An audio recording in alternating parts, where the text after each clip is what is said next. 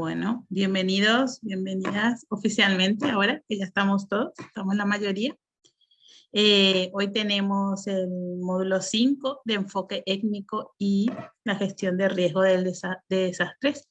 Al finalizar el módulo, el participante y la participante será capaz de comprender las condiciones de vulnerabilidad a los que se encuentran expuestos los grupos étnicos, como las capacidades de estas comunidades para contribuir en los procesos de gestión de riesgo de desastres.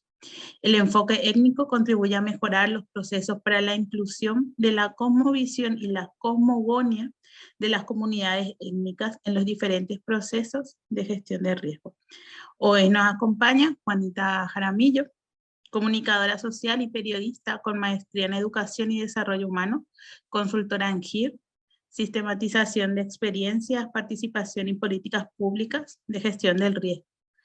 Juanita tiene una amplia trayectoria en el campo humanitario. Por más de 20 años ha trabajado con organizaciones sociales, ONG internacionales y agencias del sistema de Naciones Unidas, acompañando procesos de sistematización de experiencias, de protección y gestión del riesgo de desastre, con comunidades étnicas, campesinas, urbanas y personas con discapacidad.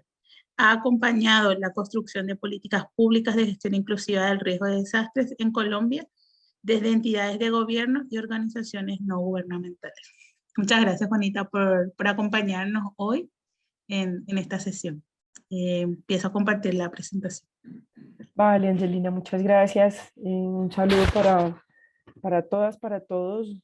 No he podido compartir con ustedes en las sesiones previas, pero me gustaría que pudiéramos tener un intercambio en este espacio, o sea, más que una presentación magistral, que podamos conversar en torno a este tema de enfoque étnico y gestión del riesgo de desastres, que seguramente con los elementos que ustedes van teniendo hasta aquí, pues ya, digamos, vamos a poder ir hilando como este diálogo.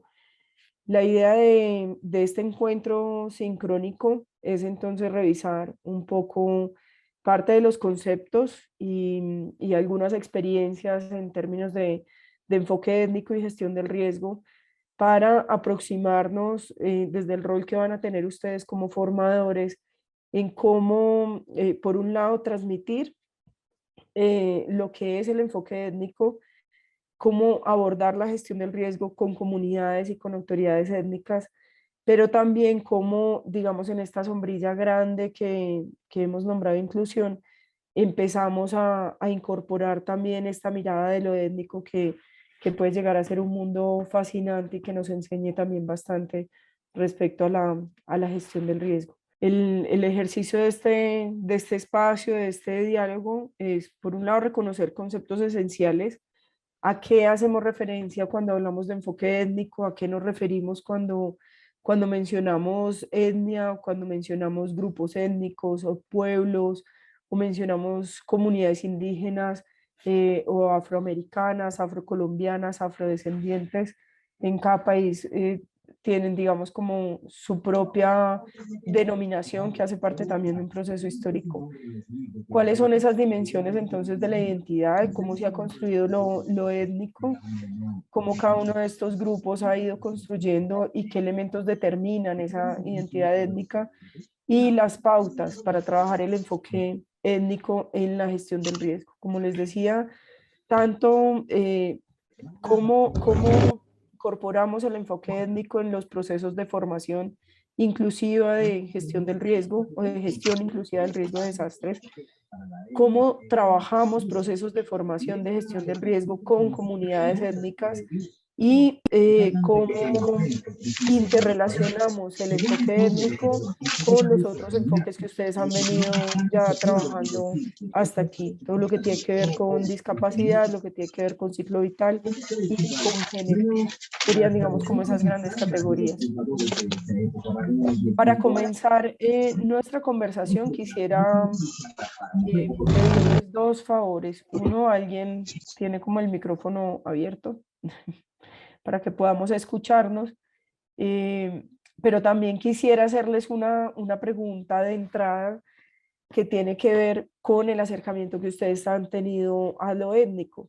Sé que el grupo que tenemos conectado es bastante amplio, pero me gustaría, no sé, unas 4 personas quizás que compartan si han tenido experiencia de trabajo en el marco de gestión del riesgo de desastres con comunidades étnicas o con enfoque étnico, o si tienen alguna idea construida porque lo han leído, porque se han acercado quizás a través de la academia o lo han escuchado de otros colegas.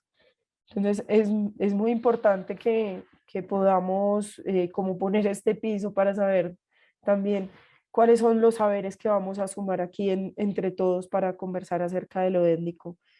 Entonces, los invito, quien se anima para que abramos este espacio de conversación, experiencia que hayan tenido de trabajo en gestión del riesgo y comunidades étnicas y el ejercicio de abordaje, de relacionamiento con ellos en el marco de lo que nos convoca. Vamos a ver, como no podemos tener la cámara de todos encendida al tiempo, me gustaría saber que efectivamente al otro lado tenemos, pues que todos estos nombres refieren personas seguramente con una experiencia valiosísima. Entonces, con ánimo, este es un espacio de conversación, tranquilo, desprevenido, no es un examen, esta no es la prueba de entrada al módulo, eh, pero sí quisiera escuchar si dentro de todo este grupo tan amplio y tan diverso tenemos esas experiencias de acercamiento a lo étnico. ¿Qué tal? Buenas noches, ¿me escuchan? Angie. Sí, buenas noches. Te escucho, pero no logro identificar quién eres. ¿Me cuentas tu nombre, por favor? Sí, buenas noches, me llamo Hermes Villa, soy de Paraguay. No sé si ahora me está viendo, está mi nombre ahí. Ahora sí lo veo, Hermes. ¿Cómo estás? Muy bien. Bueno, en realidad nosotros acá en Paraguay tenemos varios grupos étnicos, es decir, varias, eh, y son muy difíciles trabajar con ellos. Al menos son muy difíciles, son muy especiales, al menos con nuestra gente, con nuestros, digamos, con nuestros indios. Ellos normalmente creen, ¿verdad? Porque pertenecen a una etnia, tienen que darle todo, o sea, que no quieren trabajar, no quieren autosustentarse solo, ¿verdad? Supuestamente, ¿verdad? No son todos, ¿verdad? Pero la mayoría que yo he visto y con que me fui asistido en asistencia a ellos, no quieren trabajar, te cuento. Entonces, yo particularmente no quiero trabajar con esa gente porque te quita de quicio, ¿verdad? Todos quieren que se le ponga bajo sus narices porque creen que están en su etnia, particularmente te digo. Vale, muchas gracias, Hermes. Es una barrera bastante generalizada. O sea, la encontramos cuando conversamos con instituciones incluso algunas organizaciones étnicas reconocen también como digamos, este tipo de dificultades en el relacionamiento entre lo que es étnico y lo no étnico. Para no clasificarlo, vamos a mirar un poco ahora eh, por qué, ¿sí? Y de dónde nace y cómo se ha alimentado también un poco esto. Muchas gracias por ponerlo. Lo Sí, retomamos ahora. sí, yo sí quiero retomar. Luis, José levantó la mano Ah, antes y después Miluska y después Lourdes, ¿sí? Hola, buenas noches. Bueno, mi nombre es José Luis Rodas, también soy de Paraguay y en mi caso tengo otro punto de vista con lo que respecto a lo que compartió el compañero recién. Eh, no es que los indígenas de aquí no quieren trabajar los de Paraguay, existen 19 pueblos indígenas, no cuentan con oportunidades, no hay digamos, las políticas públicas no están destinadas para ellos, o sea, el acceso es muy, digamos, deficiente. Entonces, eh, ahí ellos se encuentran con dificultades. Vengo hace como 13 años que vengo trabajando con ellos si es que tienen oportunidades para poder acceder a ciertas cuestiones de educación y todo, salud, y en tema de alimentación, que es también algo muchas veces no estamos preparados, más en Paraguay, porque tenemos sequía, tenemos inundaciones, entonces tampoco tipo la gestión de ríos no está destinado para tipo salvaguardar ese punto. Y ahora con el tema de la pandemia fue lo que más sufrieron, porque ya estaban tipo atrasados en el punto de políticas públicas, y con esto de la pandemia sí se sintió muchísimo más. Desde mi punto de vista eso, y no es que no quieran trabajar, sino que no tienen oportunidades. Puede haber gente que no quiera trabajar, pero oportunidades es lo que se precisa, y también en todos los sentidos. Y están muy atrasados porque en comunidades que no tienen agua, no cuentan con servicios básicos, entonces eso dificulta muchísimo más. Bueno, es de mi punto de vista. Gracias. Muchas gracias, José Luis. Bueno, me gusta mucho que vayamos teniendo puntos tan diferentes para que podamos construir este diálogo. A ver si al final logramos hilar un poco, digamos, la dimensión de en qué están las comunidades étnicas, que no son solamente indígenas, sino, como decíamos ahora, toda la población afro que se ha dispersado a partir de todo el proceso de conquista y colonización de África hacia América. Miluska, creo que seguía, ¿cierto, Angelina? Sí, Miluska, sí. Buenas noches con todos y todas. Sí, mi nombre es Miluska Ordoña, yo soy de Perú. Y bueno, yo quería comentar, bueno, yo no he tenido exactamente una experiencia con comunidades étnicas, pero sí con comunidades andinas, ¿no? Con las que vengo ya trabajando hace, bueno, algún tiempo, lo que es el tema de gestión de riesgo principalmente. Y ahí lo que quería yo comentar es que creo que son similares a veces a los problemas y a las motivaciones de las comunidades étnicas, porque sí tengo compañeros que han trabajado en la selva de Perú, por ejemplo, en la zona amazónica de Perú, que en algunas veces hemos coincidido, ¿no? Una de las limitaciones, por ejemplo, cuando uno ingresa con un tema nuevo, como es el tema de gestión de riesgo de desastres para ellos, y lo ingresamos en un idioma distinto de ellos, ¿no? Porque, por ejemplo, nosotros entramos con el castellano, pues, ¿no? Y para ellos muchas veces manejan su quechua, su aymara, otro tipo de lenguas. Y creo que ya el ingreso es una barrera que ellos se ponen, ¿no? Y que nos ponen también, bueno, que nosotros ponemos y ellos lo asumen de esa manera, el no poder llegar con un lenguaje sencillo, con el mismo lenguaje que ellos manejan, en un tema totalmente nuevo para ellos, porque el tema de riesgo no es bueno, es lo que yo he visto por ahí, o sea, no es que era una prioridad como tal, ¿no? La prioridad para ellos es el manejo del agua, el manejo del clima, el manejo del suelo, ¿no? Y hacia eso, por ello también se motivan, esa es su principal motivación. Entonces, cuando uno llega con un rollo como que los peligros, las amenazas, las vulnerabilidades, ¿no? En un tema totalmente, temas y términos que ellos no lo manejan, entonces, a veces nosotros ponemos barreras tanto en el lenguaje como también en los mensajes que emitimos, ¿no? El no conocer a la comunidad, el comportamiento de la comunidad, esas costumbres de la comunidad, creo que ahí se da tal vez lo que el compañero decía al inicio, ¿no? La primera intervención, de que se pierde el interés de hacer un trabajo de manera conjunta, ¿no?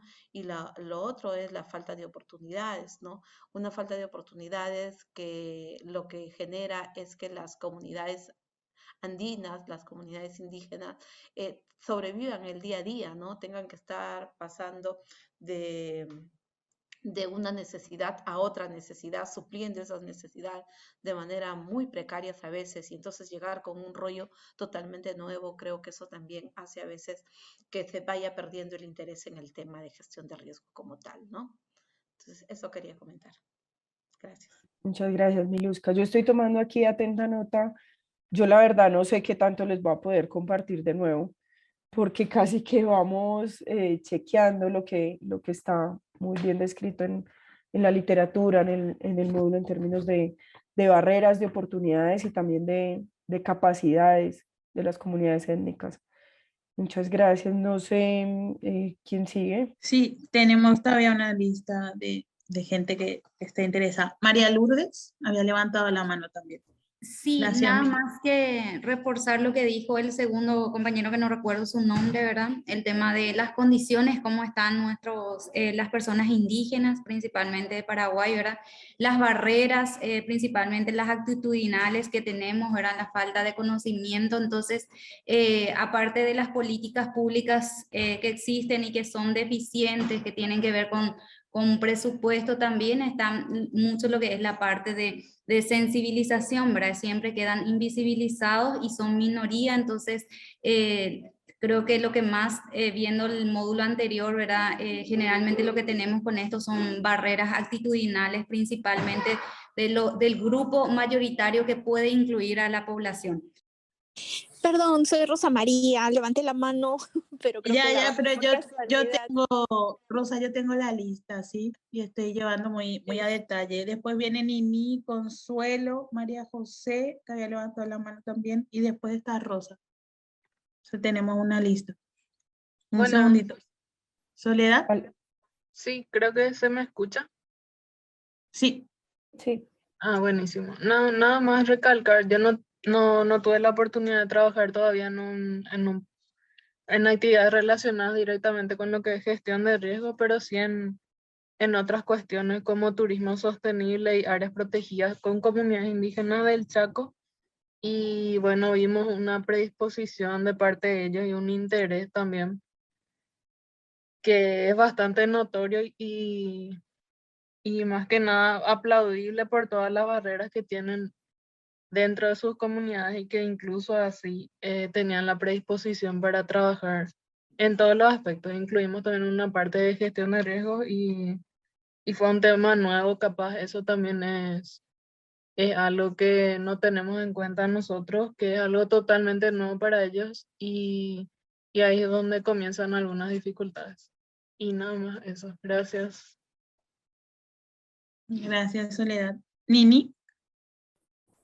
Muchas gracias. Buenas noches para todos, para todas. Juanita, buenas noches. En el marco del trabajo que venimos haciendo con gestión del riesgo, apenas estamos empezando a hablar e interactuar con comunidades étnicas.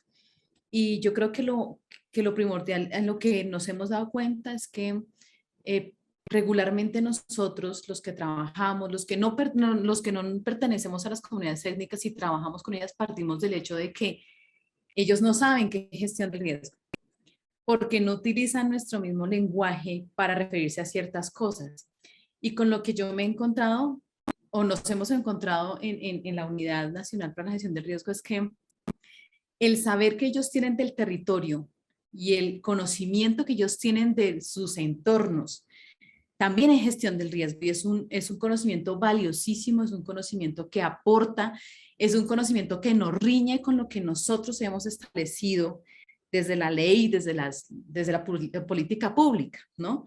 Además de eso, otra cosa que hemos notado es que regularmente desconocemos tanto sus usos y costumbres que pensamos que las intervenciones que hacemos desde gestión del riesgo solamente tienen que ser de una forma unilateral, desde, por ejemplo, en nuestro caso en Colombia, desde el sistema hacia las comunidades étnicas, cuando realmente tiene que ser de una forma bilateral, porque ellos desde sus cosmovisiones y cosmogonías también tienen la necesidad de armonizar lo que nosotros les llevamos con lo que ellos entienden en su territorio y comprenden como su entorno y la tierra que habitan. Son esas dos cosas, les agradezco mucho. Muchas gracias, Nini. Consuelo, tenemos dos más y ya Dale, está. podemos sacarlas, no hay problema. Hola Juanita, ¿cómo estás? Consuelo de Asdown. Nos habíamos encontrado en un espacio con Juanita. ¿Cómo estás? No, yo quería solo comentar que estamos justamente, hoy estoy en un territorio de Colombia, Arauca, justamente, he estado en Cali mirando el tema étnico, ¿no? y justamente de las ciudades sobre este tema, mirando qué pasó con la pandemia y cuáles son las necesidades. Y algo que me llama la atención, y creo que ya lo han dicho perfectamente, es que ellos lo que piden y el cansancio que tienen, creo que como las personas con discapacidad, los grupos técnicos tienen un cansancio de proyectos externos pensados desde afuera, ¿no? Entonces ellos, yo en las dos ciudades lo que he visto es que dicen que quieren concertar, o sea, que no quieren que se les impongan y lleguen con proyectos ni iniciativas que no comprendan lo que Nini había dicho anteriormente, y es su cultura, su historia, su tradición y su entendimiento inclusive de qué es discapacidad, que hemos estado viendo eso, porque no manejan el tema de discapacidad como lo manejamos nosotros, ni manejan el tema de ver el mundo y de relacionarse con estos temas igual que nosotros. Y yo creo que la invitación en todo el curso ha sido eso, tenemos que ver la diferencia, respetarla y entenderla para no estar imponiendo acciones que finalmente no se sienten como parte de ellas y que no se sienten identificados, ¿sí? Algo que me llamaba mucho la atención con los grupos afro en estas dos ciudades indígenas es que volvieron, la pandemia curiosamente los trajo otra vez a los trueques, a la vida en comunidad que se había dispersado por el tema antes de que las mismas acciones territoriales y de gobierno los dispersan, no les dan esa oportunidad que ellos hoy me decían. Lo que queremos es volver a recuperar nuestras tradiciones, lo que queremos es volver a unirnos nosotros mismos, ¿no? Y entonces me llamaba la atención que digamos, están ahorita mucho con el tema del trueque, que tengo yo cambiar a usted porque las necesidades son muy altas actualmente, ¿no? Entonces era un poco la experiencia que en este momento estamos viviendo con el tema. Gracias. Hola, gracias. Mira, algo que sí es muy importante todo lo que se dice, pero hay algo que, bueno, se ha observado, tal vez yo directamente no he trabajado con este tipo de población, pero sí recuerdo en una experiencia que tuvimos que compartir, nos manifestaban lo siguiente, ¿no? Es que muchas veces se entra o muchos de nosotros, ¿no? Tratamos de trabajar en estos temas de gestión de riesgos u otros temas diversos, pero sin, digamos, sin informarnos primero de su cultura, ¿no? Porque sabemos que ellos como poblaciones indígenas, ¿no? O de diferentes lugares, ¿no? Tienen sus culturas, sus creencias muy arraigadas, ¿no? Y muchas veces quieren entrar. Recuerdo uno de ellos nos contaba que quieren ingresar a trabajar en varios temas, no solo en gestión de riesgos, pero imponiendo, ¿no? Entonces yo creo que primero es conocer de ellos, conocer la cultura del lugar donde se va a trabajar y quizá un poco volvernos junto a ellos, ¿no? Un poco, yo creo que ahí sería fusionar lo nuestro, el tema que les vayamos a compartir, por ejemplo, gestión de riesgos, pero también un poco asumiendo o fusionando sus creencias, ¿no? Por ejemplo, sus tributos que hacen, sus pagos, sus tributos a la tierra, ellos realizan muchos temas rituales y yo creo que de esa forma, porque si se trata de imponer de acuerdo a lo que nosotros podemos creer, eso no va a funcionar, ¿no? Es un tema de negociación, porque muchas veces sin querer,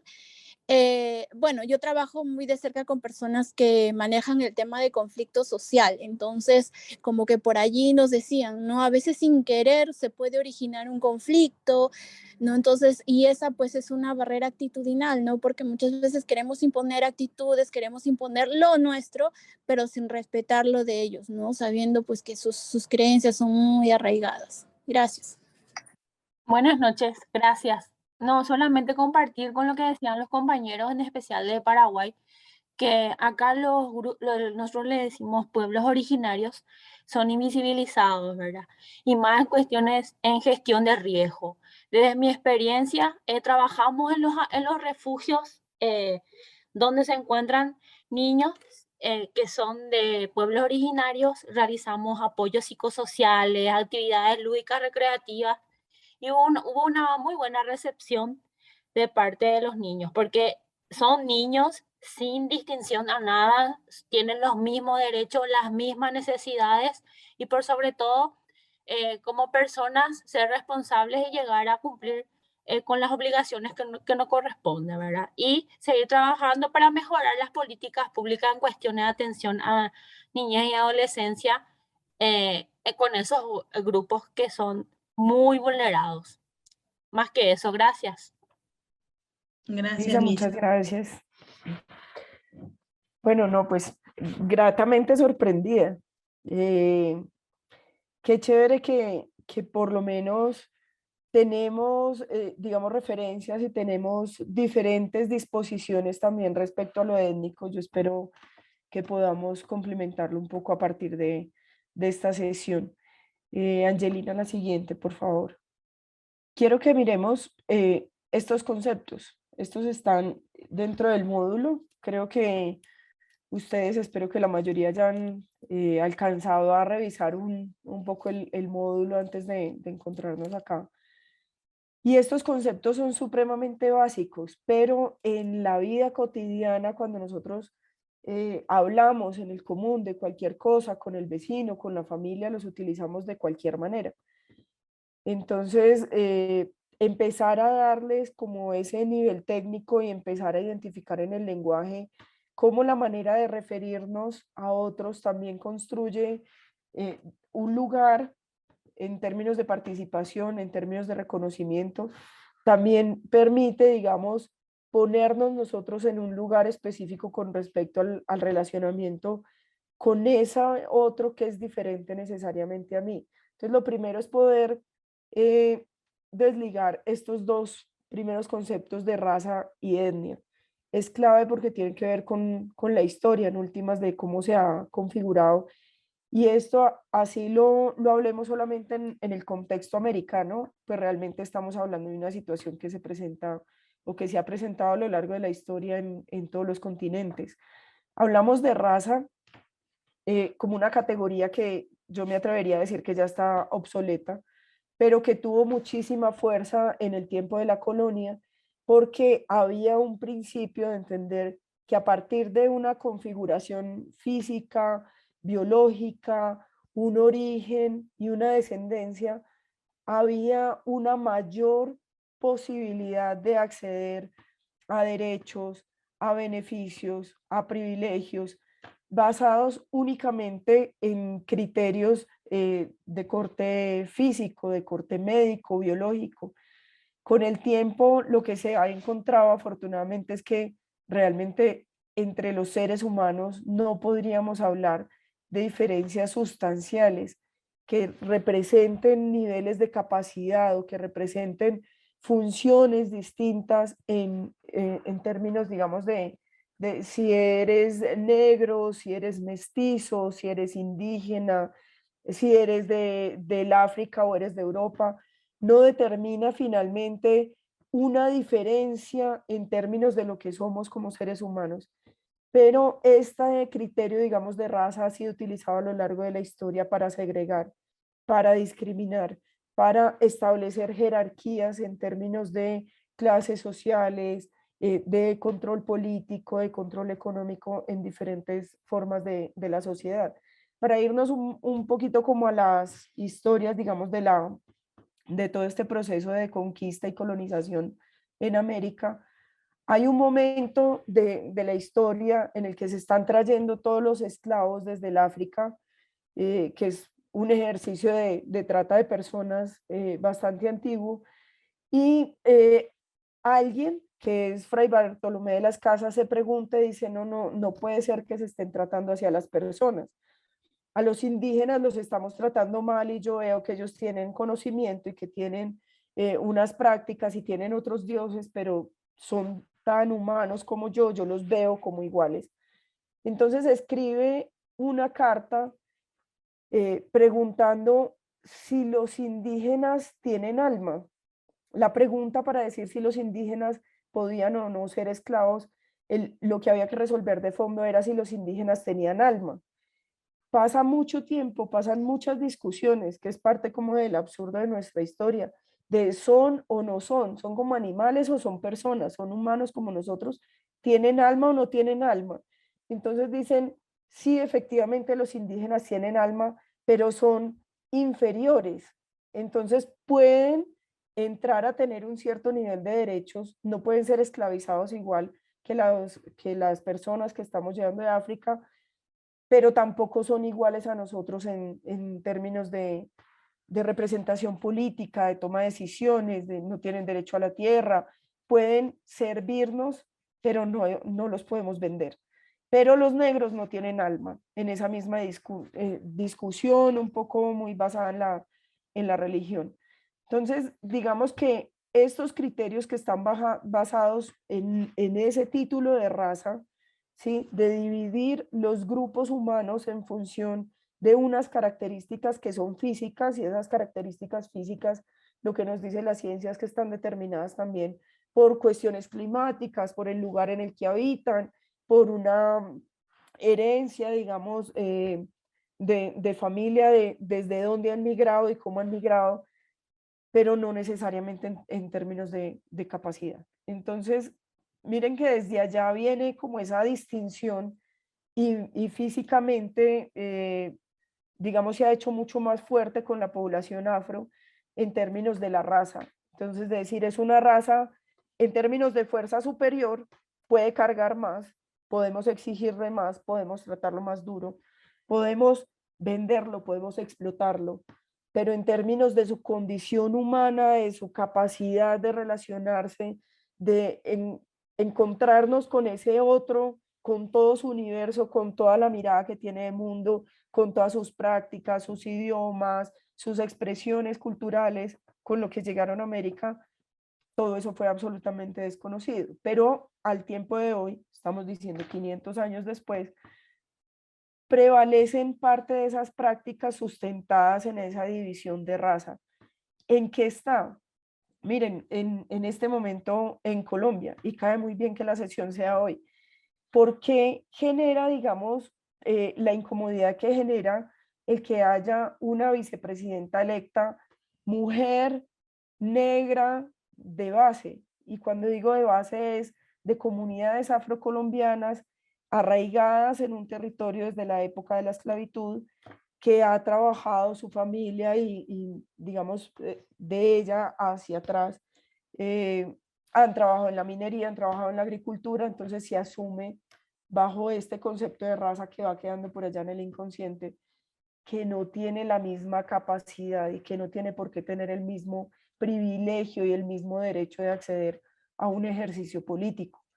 Entonces, todo esto para ponerles, esperando también con la esperanza de que en adelante podamos abolir un poco el uso de la palabra raza cuando nos referimos a las personas. Cuando hablamos de etnia en términos culturales y hablamos de etnia como una categoría mucho más amplia que define a ese grupo de personas no solo por sus rasgos físicos, no solamente por sus cualidades, de si son altos, de si sus ojos son más rasgados, si su nariz es más chata, si vienen de la selva o vienen del mar o vienen de la sierra o de la montaña, sino en función de toda la riqueza cultural que componen como pueblo. Es decir, sus formas organizativas, su mirada respecto al mundo, sus mitos de origen, de dónde vienen, dónde nacieron, cuáles fueron las primeras familias, de la relación que construyen con el territorio. Y eso se expresa, por ejemplo, en el tipo de casas, en la disposición de las casas, de los barrios, de las comunidades. Eso se expresa en las prácticas culturales, en los bailes, en la música, en las creencias, en los mitos, pero se expresa también y sobre todo en una apuesta que es política con respecto al territorio. Y hay entonces alrededor de los grupos étnicos una apuesta de reconocerse como comunes, reconocerse como iguales, porque parten de un origen que es común en la mayoría de grupos, sobre todo indígenas. Este origen está expresado alrededor de mitos y de creaciones, digamos, como puede ser en la religión católica el mito de Adán y Eva, como puede ser digamos, en una comunidad indígena de Río, el que fueron piedras que quedaron en la orilla y de ahí salieron los primeros hombres y mujeres. Entonces, digamos que todo esto termina definiendo o dándole forma a la manera como ese grupo de personas que se autoidentifican como un pueblo indígena, como un pueblo afro, como una comunidad con un origen común, empiezan a establecer relaciones con el territorio. Y si nos vamos al origen de este diplomado, pues ¿qué es la gestión del riesgo? ¿De dónde parte la gestión del riesgo? De la relación con el territorio. En la relación con el territorio, en la manera como construimos el territorio, es donde estamos o generando riesgo o generando condiciones seguras de permanencia. Entonces, este concepto de raza y etnia, miren ustedes que es bastante distinto. Yo podría retomar de lo que ustedes han dicho ahora algunos elementos, por ejemplo, que tienen que ver con ese rezago, digamos, de lo que nos han infundido en términos de raza. Uno cuando decimos, los negros son perezosos, los indígenas lo quieren todo regalado, pero nunca decimos, los rubios de apellido Jaramillo, todo lo quieren regalado, ¿sí? No nos metemos con los apellidos, no nos metemos, digamos, con las condiciones o los privilegios de quienes han ostentado o aparentemente, físicamente, aparentan ser como de esa clase que nos han dicho que tienen derecho a vivir en ese nivel de privilegio, a tomar decisiones por encima de otros. Entonces, para acercarnos a estos conceptos es fundamental que podamos entenderlo. ¿De dónde viene el racismo? Pues el racismo viene de toda esta construcción, es decir, en términos de raza, por la apariencia de las personas, por el origen biológico, geográfico, histórico de las personas, las ponemos en un lugar de mayor o menor derecho y privilegio. Les damos un lugar diferenciado. Y cuando estamos hablando de enfoque de inclusión, estamos diciendo que todas las personas tengan la misma oportunidad de acceder a bienes, a servicios, a la participación en la vida pública, en la toma de decisiones, en la gestión del riesgo, aunque eso nos implique hacer unas acciones adicionales para poder equiparar esas oportunidades. Entonces, yo me atrevería a decir que el racismo y la discriminación van en el lado completamente opuesto de lo que estamos trabajando en este diplomado, que es el enfoque de inclusión. ¿Y cómo entra todo este componente de interseccionalidad? Ya con lo que ustedes han visto de discapacidad, ahora lo étnico, van a ver después lo de el componente de género. ¿Cómo entra? Pues porque ya hay unas condiciones, ustedes lo vienen diciendo, tienen unas condiciones de desventaja, las políticas públicas no están hechas para ellos, no lo reconocen, viven en condiciones de pobreza, los recursos que se gestionan no responden a sus prácticas o a su estructura, entonces es como si no les diéramos. Si en una emergencia les damos un alimento que nunca han consumido, es como si no les diéramos alimento, mientras su organismo lo puede asimilar. Entonces, decimos, hay una desventaja clara en términos de esa característica étnica, pero esa desventaja está arraigada en la historia de segregación, de exclusión, de marginalidad en la cual nuestros sistemas los han puesto, pero al mismo tiempo dentro de estos grupos étnicos, dentro de estos pueblos indígenas, dentro de estas comunidades negras, comunidades raizales, comunidades afroamericanas, hay diferentes maneras también de asumir todo este tema de inclusión. Entonces, no vamos a caer aquí en idealizar y en decir que porque son pueblos indígenas todo funciona bonito, estético, perfecto. También hay unas barreras muy fuertes al interior de los grupos étnicos, por ejemplo, con respecto a la discapacidad, con respecto al rol de la mujer, con respecto a quién toma las decisiones. Entonces, algunos grupos pueden ser más jerárquicos, pueden ser mucho más verticales en su estructura organizativa que otros. Y en ese ejercicio de interseccionalidad, nosotros miramos entonces no solamente que son indígenas, alguien decía acá, informarnos primero de su cultura.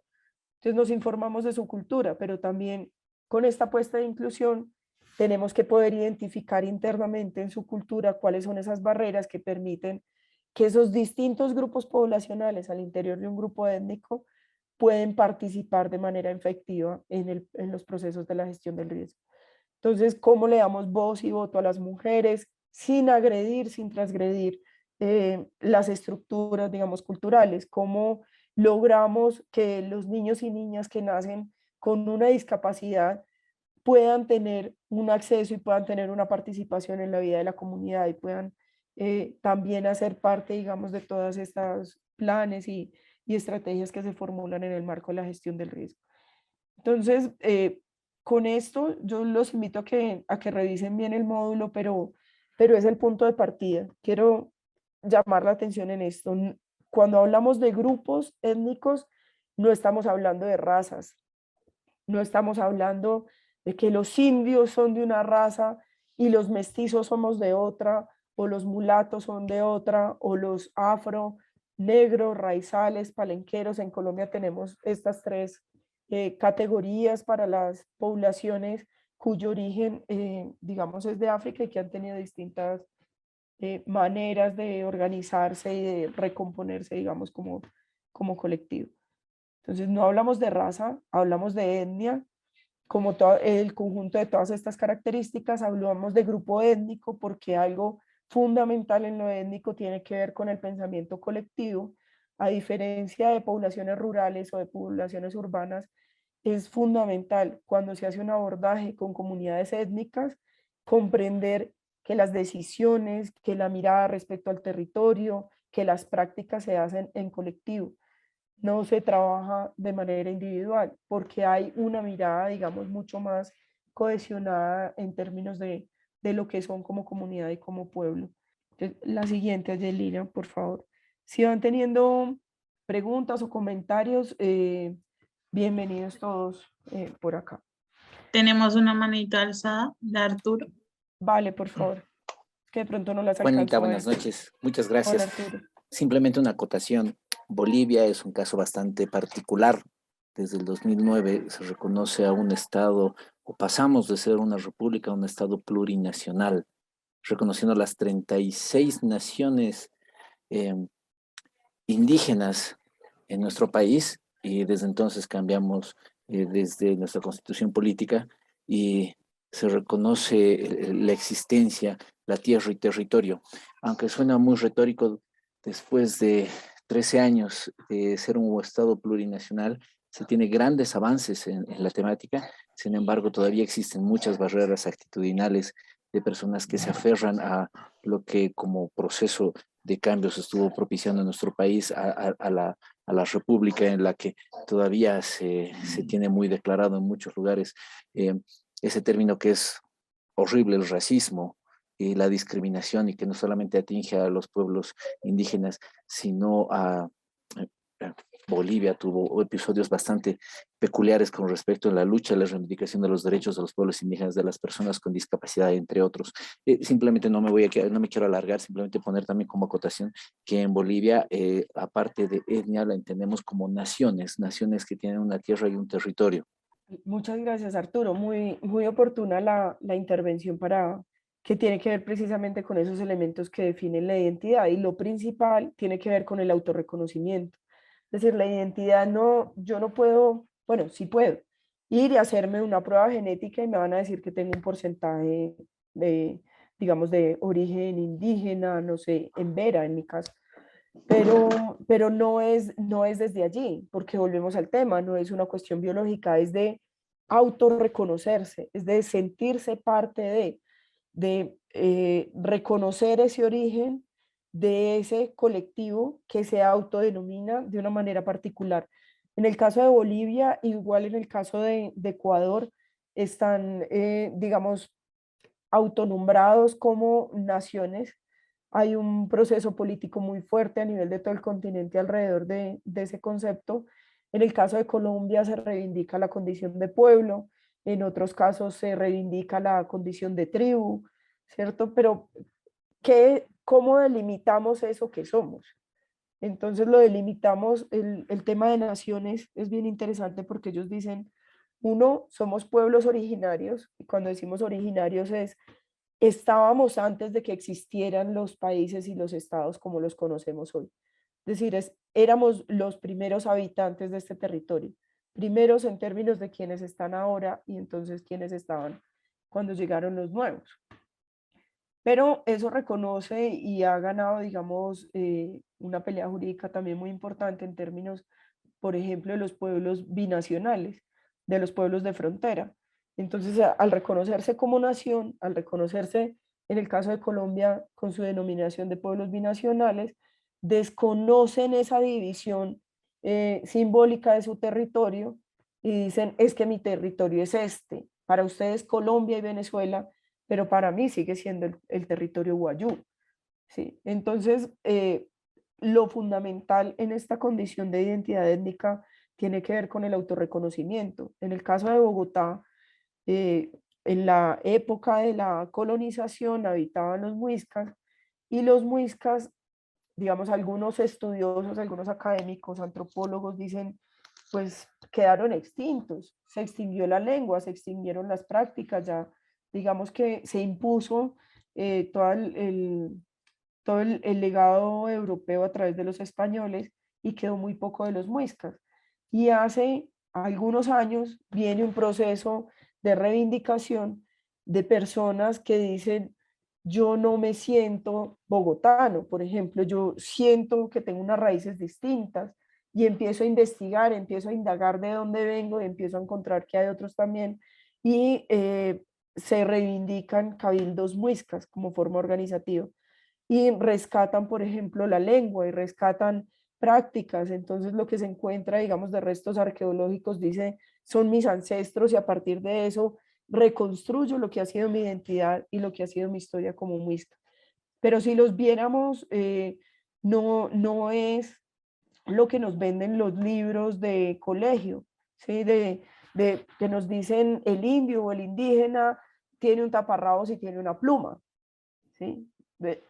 Hay que borrar un poco eso, es yo me autorreconozco como que tengo un origen y pertenezco a un colectivo con los cuales tengo en común mucho más que el habitar solamente en Bogotá.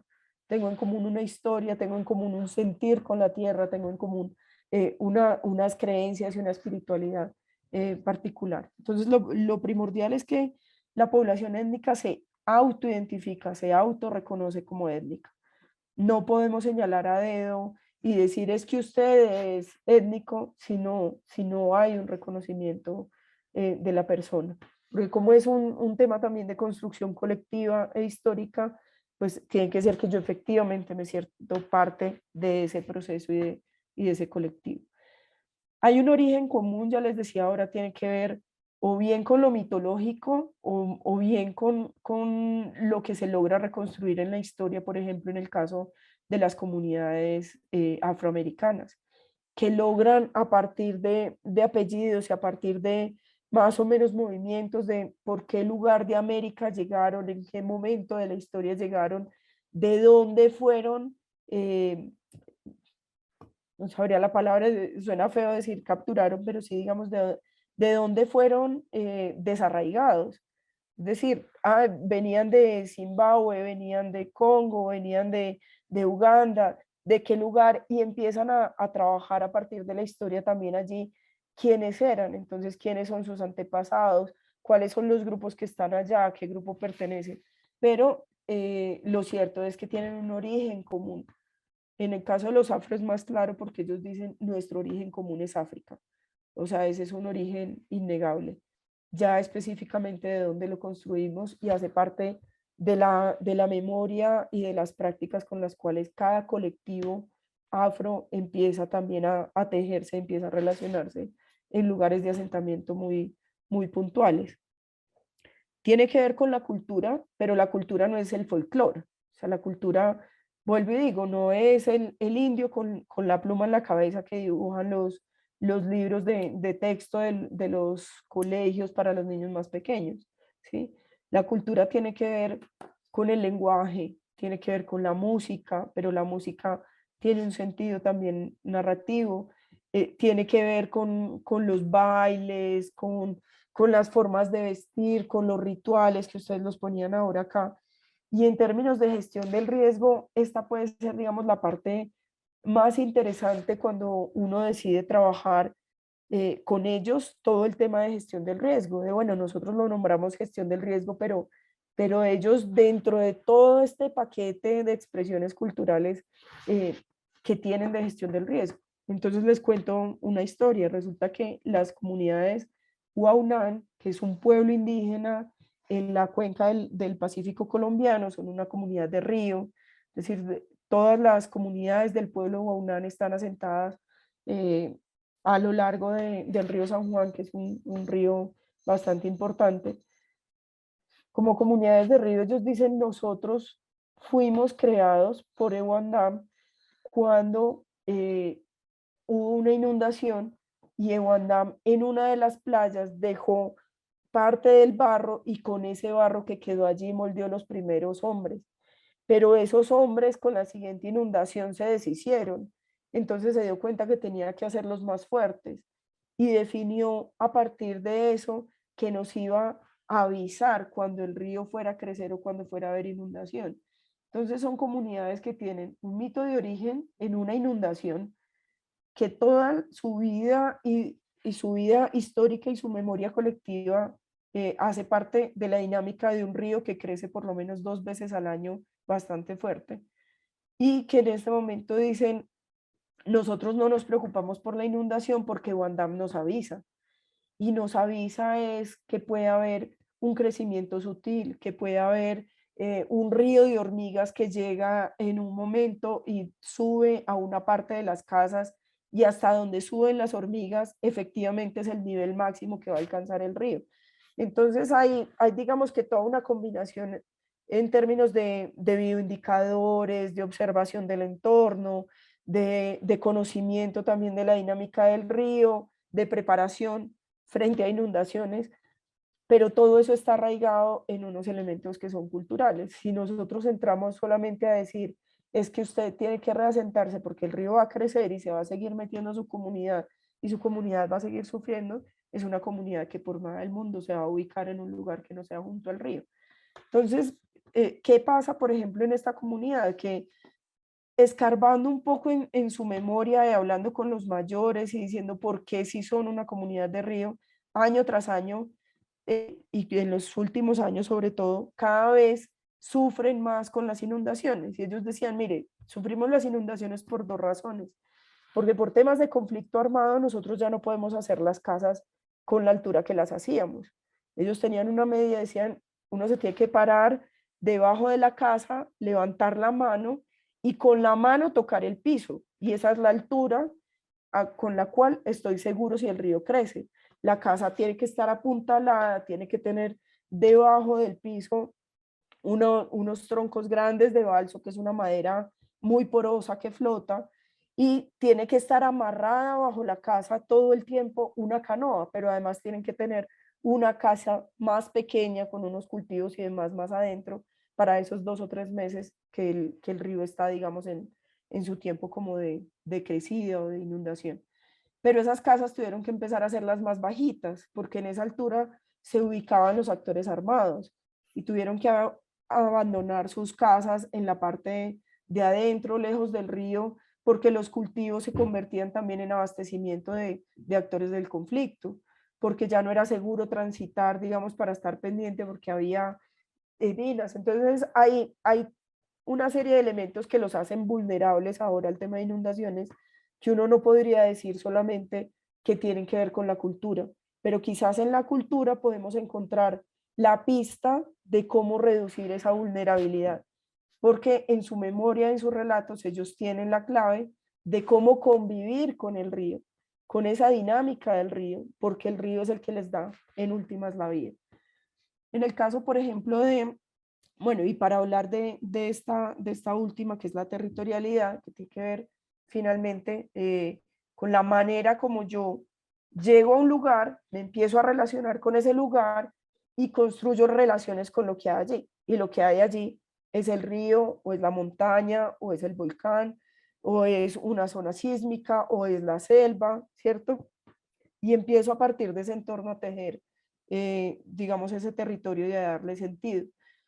En La Guajira, que es la zona norte de Colombia, es una zona desértica, hay un pueblo indígena que son los Wayuu, es un pueblo muy fuerte, bastante arraigado con este territorio bastante claro, digamos, desde su memoria y desde lo jurídico también protegido como resguardo, pero es un pueblo binacional. ¿Qué es lo que tienen? Que desde la institucionalidad, el segundo semestre del año siempre es temporada de huracanes y ciclones. Entonces, en esta temporada la preocupación es que el huracán venga muy fuerte, que el huracán pueda golpear a La Guajira. Es una zona en unas condiciones bastante precarias en términos de nutrición, de educación, de salud, que también lo ponían ahora, de acceso a agua potable, a servicios básicos. Entonces, la preocupación desde la institucionalidad, desde quienes estamos de este lado, es si un huracán golpea La Guajira, pues la población wayuu no tiene capacidad de respuesta. La mayor preocupación para los wayuu es que la temporada de huracanes sea una temporada suave, porque dependen de los huracanes para llenar sus reservorios que ellos llaman Hawái. Entonces dicen, si la temporada de huracanes es muy suave, nosotros no podemos llenar esos reservorios de agua dulce y no es una zona donde tengamos, digamos, una temporada de lluvias sustancial. Entonces hay una relación también allí y tenemos que empezar a conversarla en función de la gestión del riesgo. ¿Cómo lo entienden? ¿Cómo lo nombran? ¿Cómo lo expresan? Eso que nosotros llamamos gestión del riesgo y eso que a nosotros desde el conocimiento académico, técnico, científico nos preocupa en términos de riesgo. ¿Será que les preocupa de la misma manera a ellos? Entonces, por ejemplo, cuando el compañero decía, no quieren trabajar, con ellos es difícil, son perezosos, claro, hay una resistencia con respecto a lo que llega de afuera y cómo me llega. Entonces me llega diciéndome que yo me tengo que ir del territorio, me llega diciéndome que lo que yo hago está mal, que mis prácticas me están poniendo en riesgo, que mis casas son obsoletas en madera. ¿Cómo llegamos? ¿Cuál es el discurso que llevamos, digamos, entre líneas y cómo será que nos están leyendo a ellos? Entonces, el tema de territorialidad es fundamental con las comunidades étnicas, con los grupos étnicos, porque es el punto de anclaje también que ellos tienen para construir la vida. Todo, la vida gira alrededor del territorio. Por el territorio dan la vida, literalmente.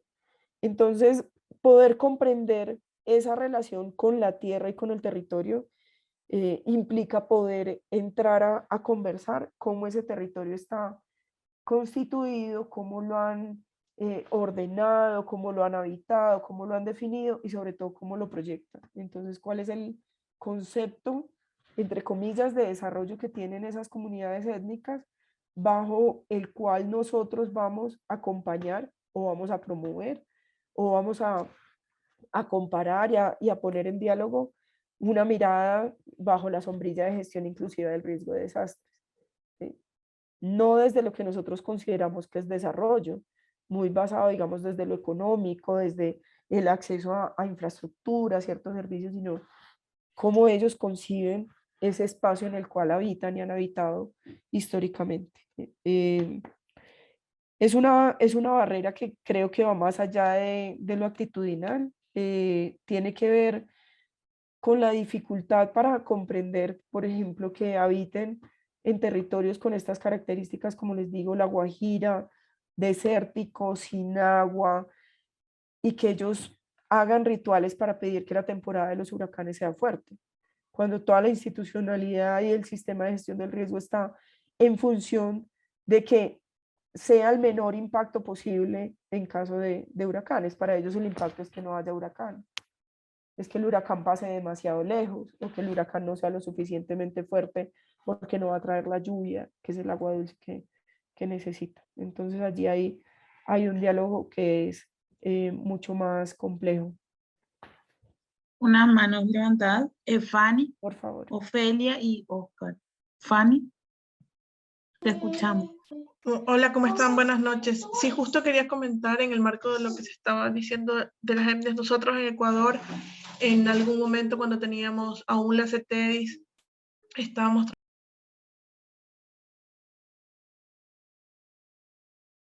español, porque queríamos llegar con las herramientas que habíamos construido también a todas las comunidades que sabíamos que estaban siendo afectadas por algún tipo de emergencia. Y me parece súper interesante todo lo que dice Juanita, porque es cierto, nosotros tenemos que llegar a la comunidad no con una práctica de lo que nosotros pensamos que se debe de hacer, sino conocer cuáles son sus prácticas ancestrales y hacernos esas prácticas para poder recibir de ellos la ayuda, para poder lidiar con las alertas y las amenazas que tienen. Entonces, es súper interesante. Muchísimas gracias por la información que nos está pasando. Solo eso. Gracias. Gracias, Muchas gracias, Eneida. Eneida. Y Miluska, por último. Sí, yo solo quería comentarle a Juanita lo importante que es entender esa cultura y esa forma de comunicarse de las comunidades, tanto andinas como étnicas. Por ejemplo, cuando ella nos comentaba, ¿no? De esos mitos de cómo se van creando las comunidades, ¿no? Que si no las logramos entender, nosotros atentamos contra la forma de pensar, contra las creencias, y vamos formando esas barreras que nos impiden llegar a estas comunidades, ¿no? Entonces, yo me he encontrado con muchos de estos mitos, de estas creencias, por ejemplo, en comunidades rurales, sobre el comportamiento del clima, sobre el comportamiento de la lluvia, por ejemplo, que a veces uno llega con toda esta información científica que muchas veces se contrapone a las creencias de ellos, y como que ya es mucho más difícil de repente introducirnos en temas que podrían ayudar a reducir los riesgos de las familias, ¿no? Entonces sí creo que el tema de las costumbres, de los usos de las costumbres, del conocimiento local, hay que relevarlo más en las prácticas que desarrollamos con las comunidades.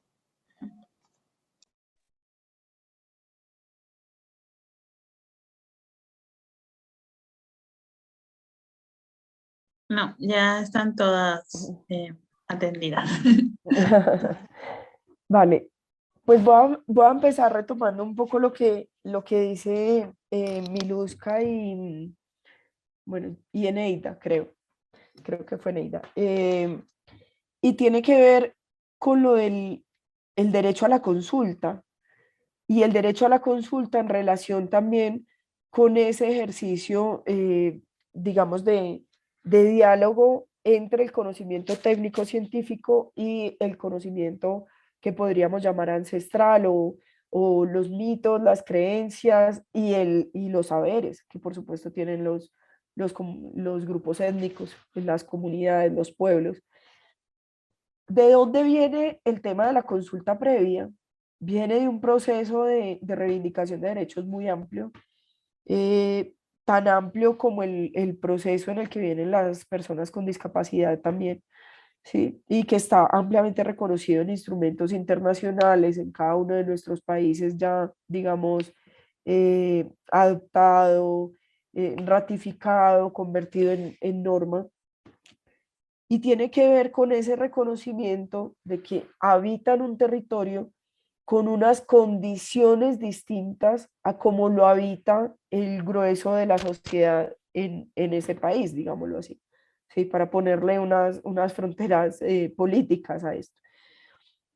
Entonces dice, cada uno se reconoce, por eso les decía, es tan importante el territorio para las comunidades étnicas, se reconocen a partir de un territorio que han habitado, observado, que se ha vuelto sagrado en muchos de sus espacios, que tiene sentido cada milímetro de tierra en el cual están asentados o en el cual estuvieron asentados en su origen, porque también hay comunidades étnicas que ahora están, digamos, en condiciones urbanas o digamos, habitando en zonas que no son sus zonas de origen, pero digamos, todo se remite a la manera como se habitó ese territorio original.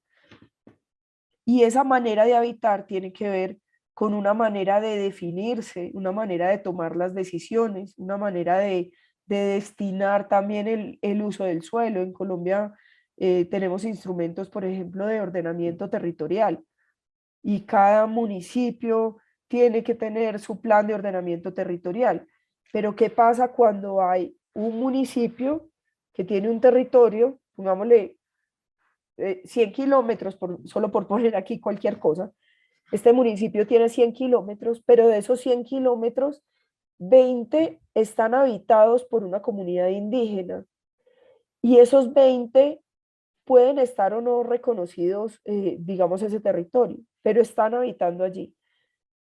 Y resulta que en esos 20 kilómetros donde habita la comunidad indígena hay intereses, por ejemplo, mineros, o hay intereses estratégicos porque por allí podemos cortar camino y tirar una vía que nos resume 2 horas el trayecto a la capital, por decir algo. Entonces, ese territorio es diferente, digamos, el proceso no es solamente comprarle a cada familia su pedazo de tierra para yo tirar la carretera. Estamos hablando, recuerden, de que hay un pensamiento que es colectivo, la propiedad también es colectiva y en ese sentido las decisiones también son colectivas y son en asamblea o en cualquier figura, digamos, que cada uno de los pueblos define, pero son colectivos, es un pensamiento colectivo. Entonces no es que yo le compre la tierra a don José para pasar la carretera, es que el pedazo de esos 20 kilómetros que don José me vende, ¿sí? Resulta que hace parte de una unidad que ellos tienen en su cabeza como una unidad territorial. Dicen, si me le quito un pedazo a mi territorio ya no es. Y mi territorio se desarmoniza y mi territorio se desequilibra. Entonces, entrar, por ejemplo, a intervenir esos escenarios físicos, ya hablando de la tierra como tal, que están habitados por comunidades étnicas, tiene que pasar por esa consulta previa, por un consentimiento previo, libre e informado. Y previo significa que no es que yo hago firmar a la comunidad después de que pasé la carretera porque le di una plata.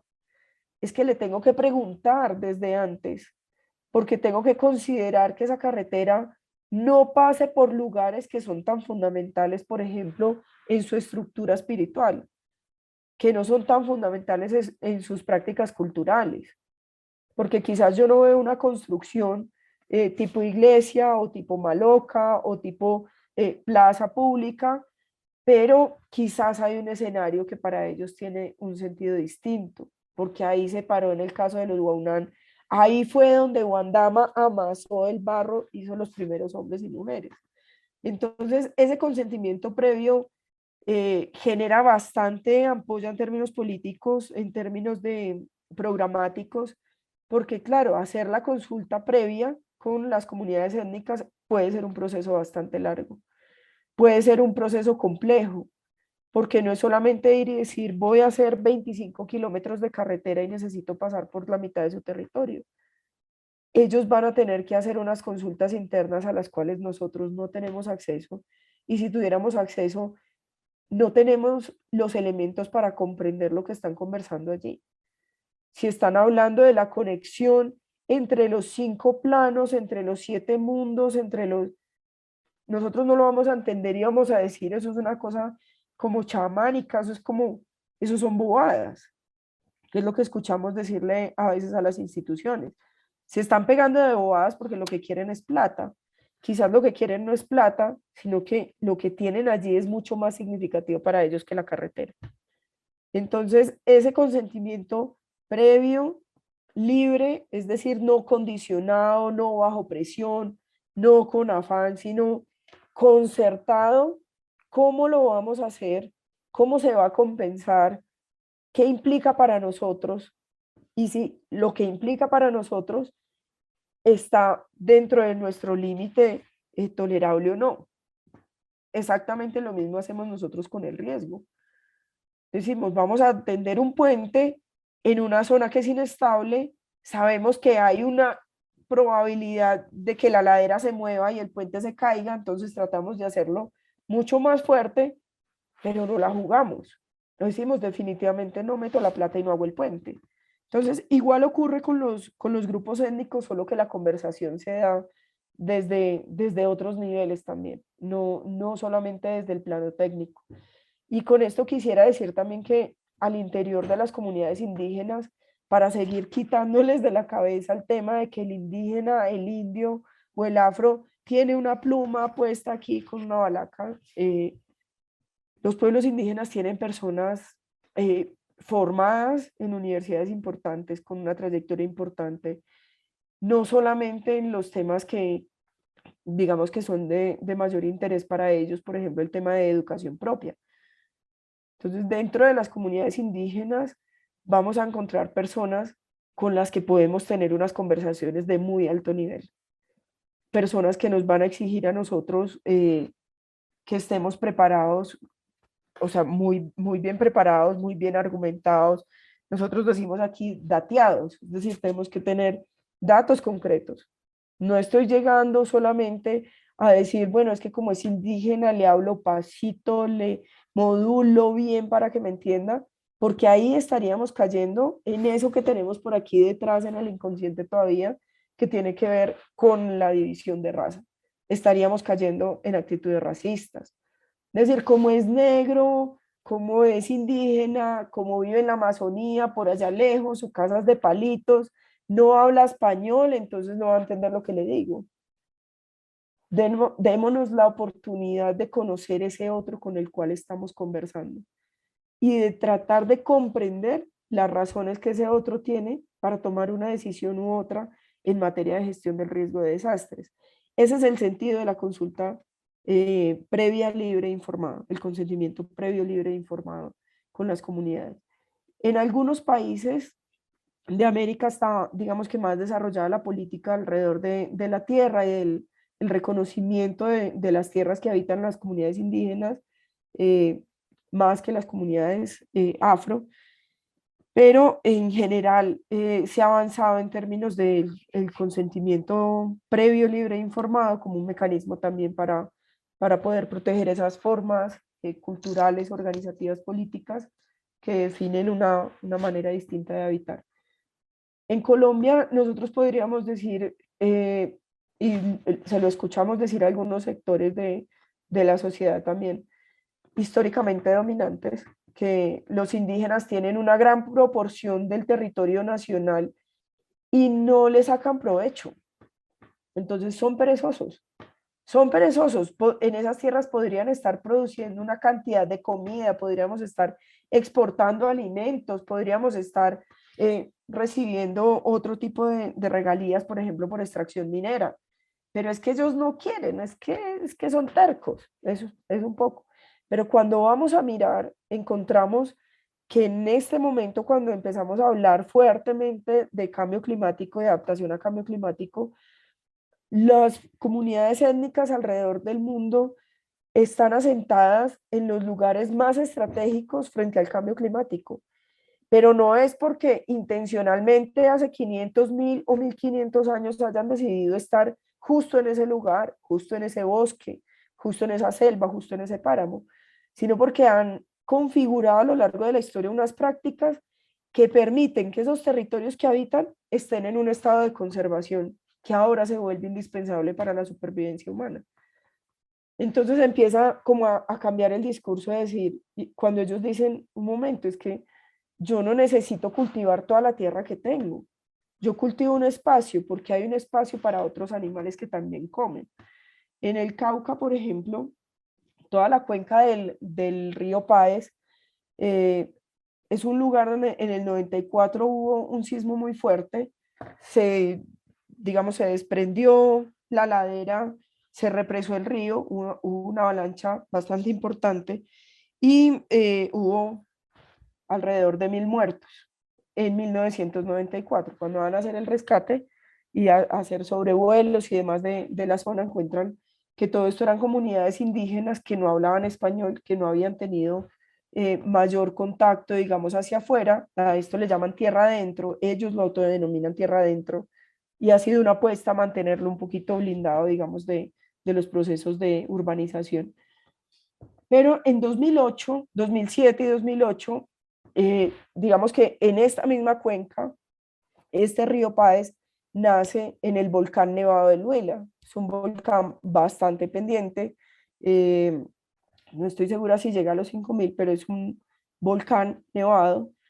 Entonces se reactiva el volcán, empieza a tener actividad, hace una erupción, hay un proceso de deshielo, hay nuevamente un proceso de avalancha, y la determinación de las comunidades desde el 94 fue dejar gran parte de la zona de la cuenca sin sembrar, sin tocar, sin cultivar, sin nada, del 94 al 2007. ¿Cuál fue, digamos, el efecto que pudimos ver en 2007 a partir de esa práctica? Que ellos tenían unas zonas de reserva, es decir, si hubiera sido en el 94, si se hubiera repetido la forma de trabajar esa cuenca como en el 94, ellos habrían perdido todo su sustento, toda su seguridad alimentaria, porque era la cuenca, digamos, que cultivaban.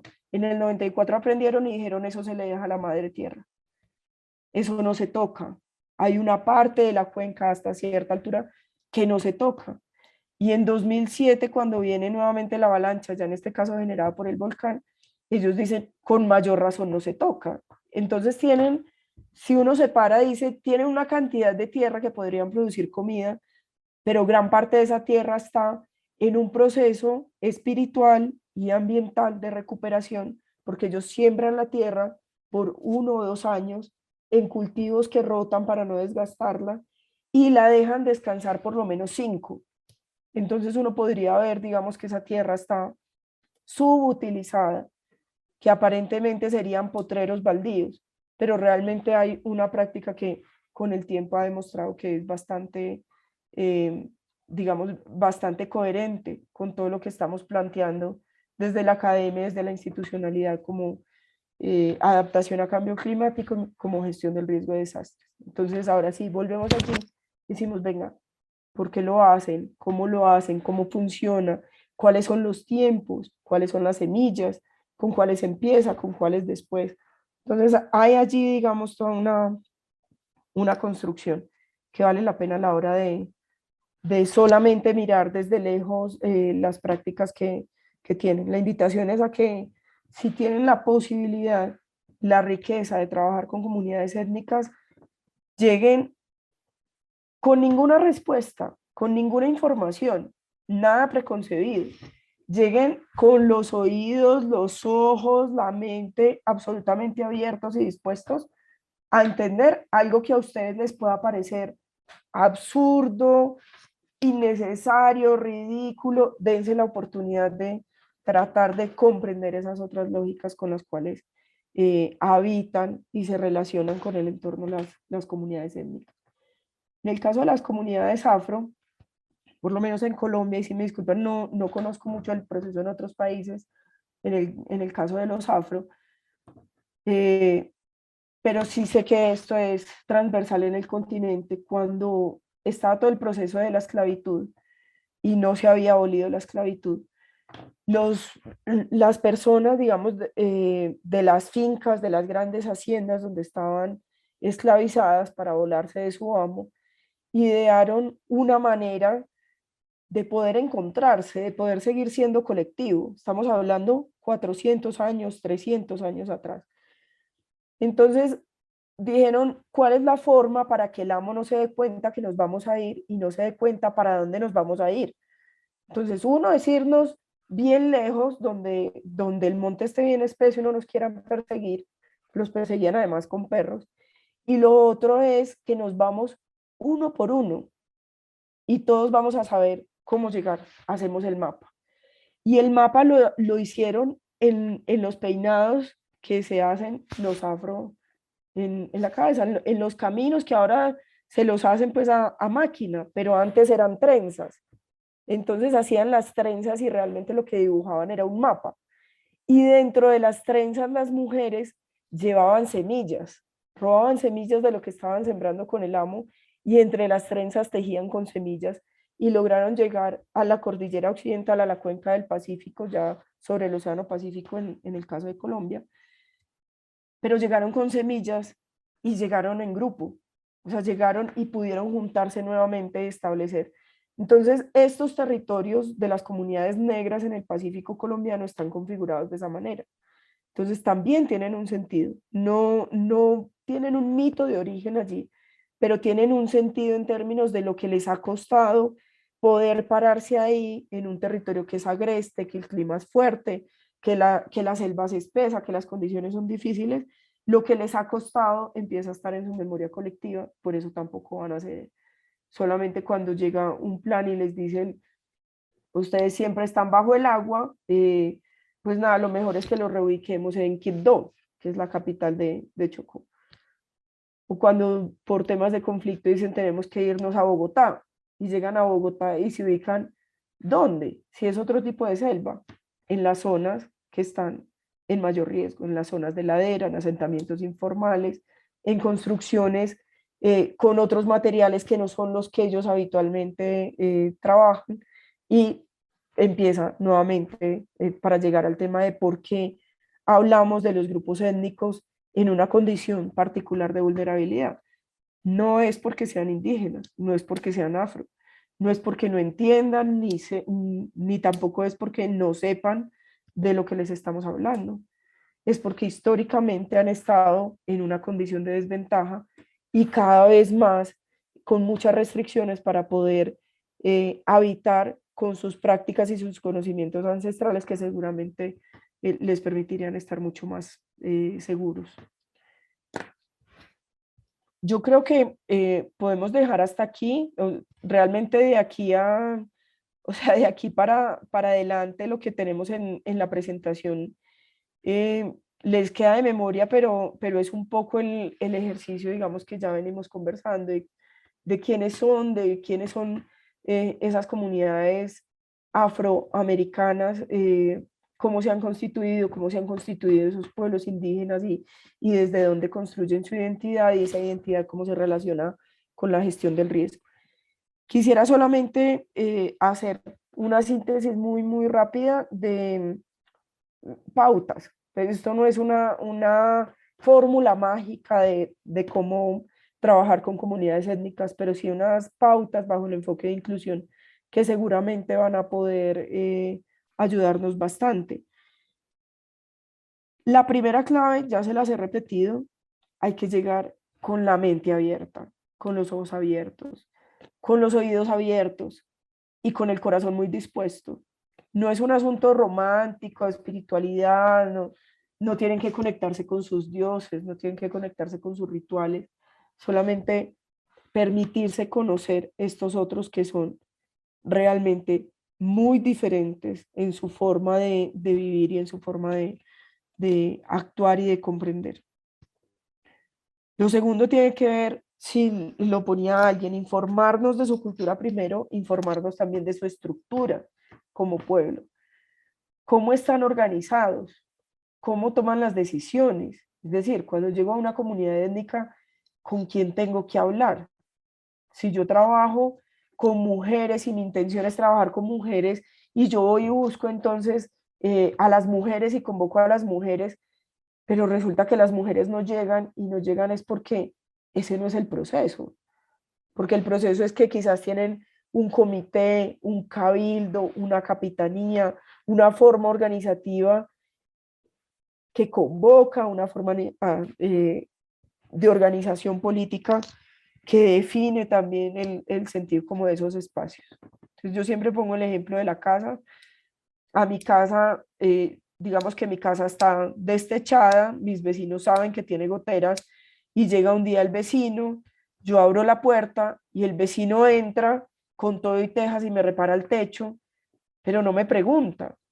Y además me dice por qué tiene la nevera en este punto y le queda mejor en la otra esquina y me mueve la nevera, ¿cierto? O sea, exactamente igual ocurre cuando entramos a una comunidad étnica, cualquiera que sea, cualquier pueblo, cualquier lengua que hablen, cualquier estructura, cualquier apariencia que tengan, están en su territorio, están en su casa, y son ellos quienes ponen las condiciones. Y esa concertación de entrada debe hacerse a través de la figura de autoridad o de la instancia, digamos, decisoria que tienen como comunidad. Es fundamental además en la gestión del riesgo, porque si rompemos esa organización que ellos tienen, en términos de gestión del riesgo los estamos haciendo más vulnerables. Una de sus grandes fortalezas es precisamente esa cohesión ese trabajo. Cuando algo ocurre en su territorio, responden todos. No responde solo la familia afectada, responden todos. Entonces, fortalecer todo ese tejido es fundamental para poder avanzar en procesos de gestión del riesgo, de conocimiento del riesgo, de reducción del riesgo en términos de hacerle frente a lo que ya hay ahí, pero también en términos de prepararnos para una respuesta que pueda ser localizada, liderada por ellos bajo su propia lógica y que pueda conversar también con la respuesta institucional que eventualmente llegue. Tiene que ver también con reconocer y despojarnos un poco del tema de nuestro lenguaje técnico, también lo decía alguien ahora. No llegamos con un lenguaje técnico a decirle, vengo a contarle lo que es la gestión del riesgo. Es que yo de gestión del riesgo no sé, es lo primero que nos van a decir.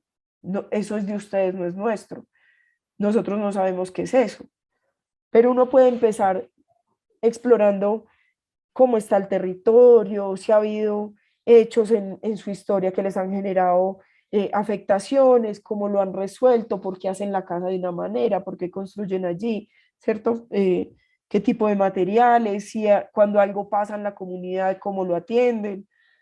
Hay otras preguntas que no son tan técnicas, que no son este formulario, digamos, tan directo, pero que nos permite también entrar en la conversación con ellos y con ellas respecto a lo que nosotros podemos enmarcar en nuestra categoría de gestión del riesgo. La gestión del riesgo es una categoría nuestra, no de ellos, pero no significa que ellos no hagan nada con respecto a esos eventos que ocurren en su territorio y a las posibles situaciones de riesgo o de emergencia o de desastre que puedan presentar. Y ese lenguaje implica, por ejemplo, que si nos dicen el volcán es el Taita, o el volcán no me hace nada porque el volcán es el mayor y me protege, pues yo no me voy a enganchar en una pelea a decirle, usted tiene que entender que el volcán va a hacer erupción y si hace erupción, usted se desaparece, porque seguramente vamos a llegar a un callejón sin salida donde nos digan, pues si esa es la voluntad del Taita, para eso estamos. Y hasta ahí me llegó todo el trabajo de gestión del riesgo, ¿cierto? Entonces, es un ejercicio conciliado, es un ejercicio de diálogo muy respetuoso, de construcción conjunta, y sobre todo si estamos hablando de un proceso de formación, es un proceso de reconocimiento político, de ponerlos en el lugar que les corresponde como autoridades y como referentes en el territorio sobre el cual estamos hablando en ese momento. Estoy viendo acá un par de comentarios que quisiera traerme justo.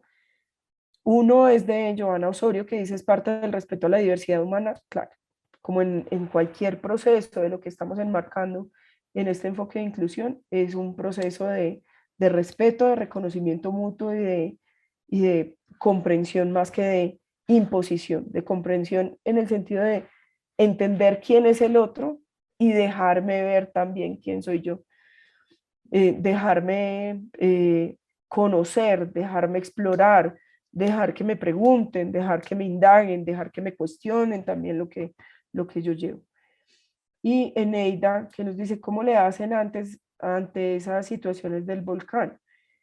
No sé, Eneida, si te refieres como a lo último, por ejemplo, cuando dicen el volcán es el Taita, el protector, nada me pasa a los pies del volcán. Y hay algo, y es el derecho, como un derecho universal, no solo de las comunidades étnicas, el derecho que tenemos todos los seres humanos de acceder, disfrutar, usufructuar el conocimiento y los avances de la ciencia. En ese sentido, hay una línea muy delgada entre decir, yo respeto su cosmovisión respecto al volcán, y entonces más bien no le hablo desde lo que yo sé y desde lo que yo conozco desde el lado científico, que es otra mirada de la realidad, ¿sí? Es otra forma de conocimiento. Entonces, por ejemplo, volviendo al caso de Tierra Adentro, cuando se reactiva el volcán en 2007, allí hay una experiencia muy bella que yo los invito como a indagar en la conversación entre el Servicio Geológico Colombiano, que hace el monitoreo del volcán y demás en todo este momento de emergencia y venía haciéndolo desde un poco antes, y las autoridades NASA, que es el pueblo indígena que habita esta zona, pero que está dividido en varios resguardos, es decir, hay 15 autoridades NASA en esta cuenca del río Páez, no solamente una. Cuando se activa el volcán, lo primero es que los mayores, los médicos tradicionales, que son tehualas, empiezan a mandarle la orden a toda la cuenca, es decir, a todas sus comunidades NASA, empiezan a decirles, hay que mambiar, es decir, hay que mascar hoja de coca y hay que hacer rituales para que el abuelo se calme, porque el abuelo está inquieto, el abuelo está enfermo. Hay que mascar hoja de coca para que el abuelo se calme. Y al mismo tiempo llega el Servicio Geológico diciendo, el volcán está entrando en un nivel de actividad mayor, hay que estar alertas, hay que activar protocolos, hay que prepararse y hay que reconocer. Logran, a partir de muchas conversaciones, y todavía hoy tienen un diálogo que es bastante bonito, que yo defiendo, logran un punto de encuentro, y es que el Servicio Geológico les dice, yo les voy a contar cómo monitoreo yo el volcán, y ustedes me cuentan cómo lo leen. Yo no voy a hacer sus rituales porque no tengo todo el conocimiento, pero venga, pongámonos de acuerdo.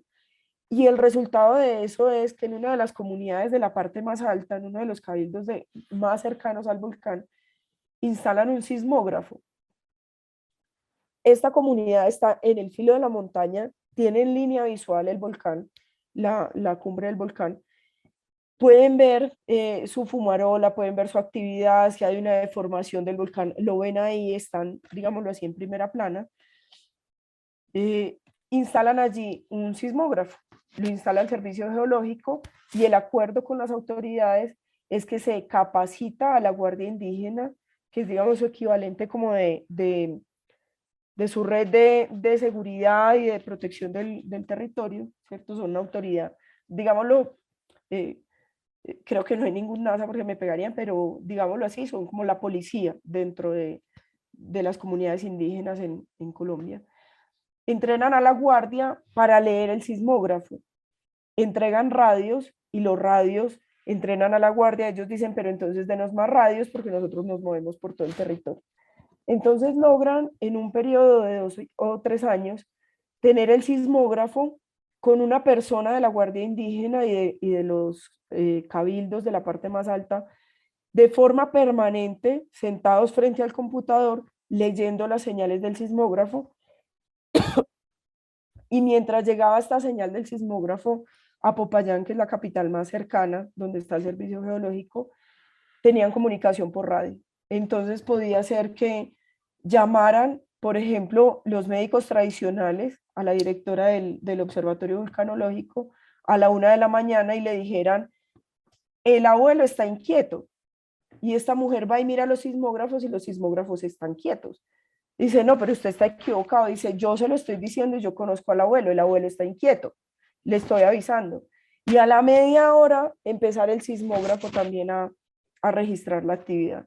Porque tienen unas maneras distintas de leer la montaña, pero logran ponerse de acuerdo y decir, no voy a entender cómo logra usted anticipar y cómo logra usted leer la actividad del volcán, pero sumemos esfuerzos. Entonces, a finales de 2008 o principios de 2009, tal vez, hay nuevamente actividad del volcán, nuevamente hay erupción, nuevamente hay avalancha, una avalancha con un volumen mayor, pero en este caso ellos logran una avalancha bastante fuerte hasta la mitad de la cuenca, llena en lodo, con 0 muertos.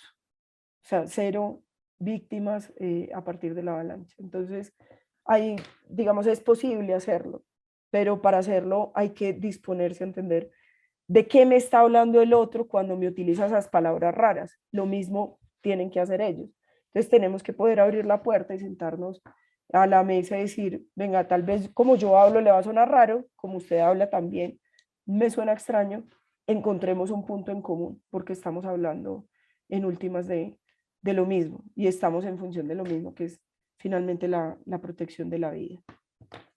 Entonces, eso con respecto a, digamos, a cómo acercarse. No, no es difícil, no son imposibles, pero son bastante radicales. Hay pueblos bastante radicales, pueblos en los que puede costarnos 2, 3, 4 conversaciones con su autoridad antes de que nos dejen efectivamente estar en su territorio y conversar con más personas de la comunidad, porque hay una historia, digamos, de desplazamiento, de desarraigo, de pérdida del territorio, de aniquilamiento contra estos pueblos, aniquilamiento en términos físicos, culturales, ¿sí? de expropiación de sus territorios y demás, que ha hecho que ellos estén en ese nivel de prevención, pero no es, digamos, no debería ser más una barrera, digamos, insalvable.